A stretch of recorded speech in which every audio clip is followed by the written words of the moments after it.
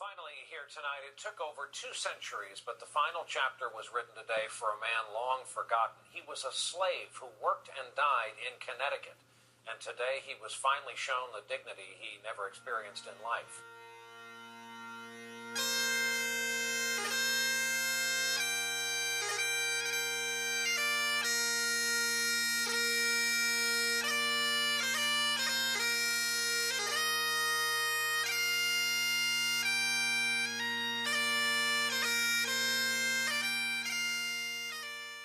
What intrigued me about the idea behind Poor Yorick is that it was going to be examining pieces of history and objects found in museums and art galleries and at parks, but it was going to be examining them in a multidisciplinary way that was both factual and creative.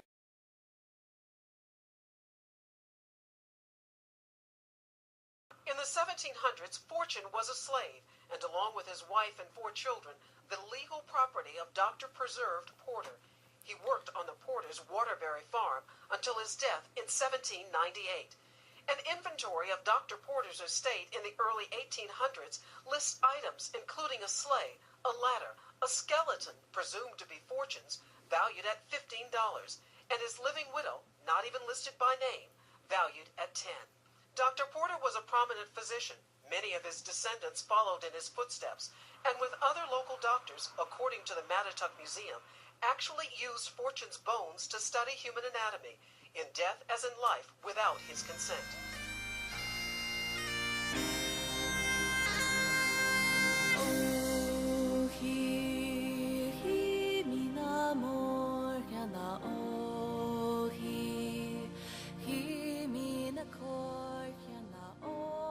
Residency last year, the poet Marilyn Nelson, former poet laureate of the state of Connecticut, gave an excellent reading and talk, and in the discussion afterwards, one of the suggestions that Marilyn made was that the book that she had read from, Fortune's Bones, might actually serve as a model for a literary journal. That is, the idea being that a journal could focus on objects such as Fortune's skeleton, which have been misplaced or out of the public view or forgotten or lost and rediscovered.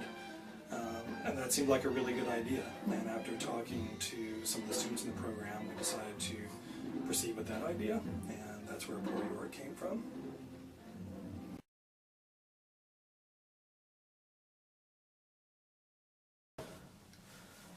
With Poor Yorick, we're trying as much as possible to get into social media. We're doing Twitter, we're doing Facebook. We're planning on putting up a blog with an editor's letter, and sort of that kind of situation. We want to communicate with both the readers and the writers, and just generally have that line of communication open so that our online literary magazine grows bigger and bigger and bigger. And that's only possible if we continue to communicate with everyone.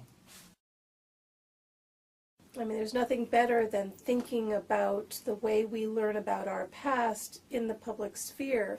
And creative writing, whether creative fiction or creative nonfiction, is one of the ways that people learn about the past and react to the past. And so that collaboration between, the academic environment and public historical institutions and creative writers in a graduate program here is incredibly rich.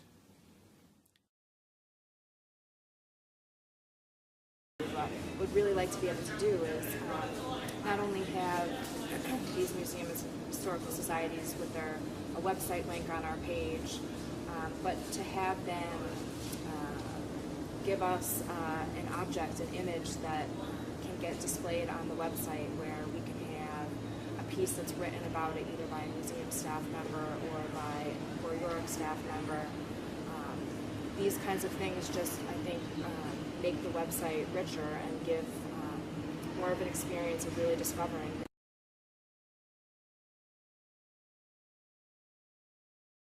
On an online forum, you are actually exposed to a much broader audience than a lot of the literary print magazines. Literary print magazines generally only have 1,000 or so people that take a look at it because of the fact that they're print.